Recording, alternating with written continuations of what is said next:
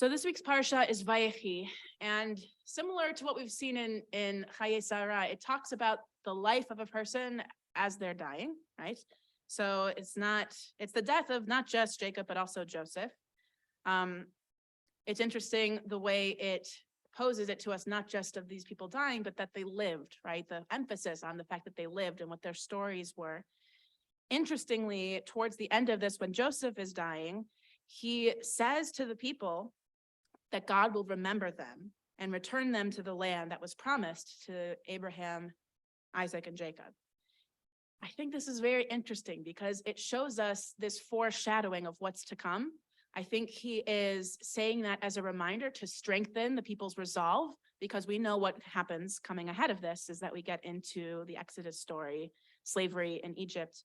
And if you think about it, this moment is really not just the foreshadowing for this, but Joseph's story himself is a foreshadowing for that, right? Because Joseph himself was a slave in Egypt, and that led to his redemption story, his redemption with his brothers and forgiveness, right? So that story is echoed in our people's story overall.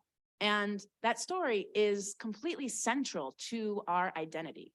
We have daily reminders. We have Micha Mocha, which came from Shirat Hayam, the Song of the Sea that the people sang when they came to freedom. We have this daily reminder that we were slaves in Egypt, and I think it's supposed to teach us a very important lesson.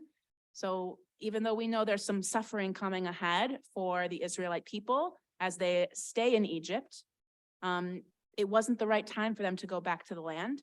It wasn't yet the land that was being promised. So we need to remember that we have these reminders in our stories and that we're meant to learn that sometimes that redemption arc still needs to come. And even if there is a little bit of suffering on the way, ultimately the path will lead to freedom.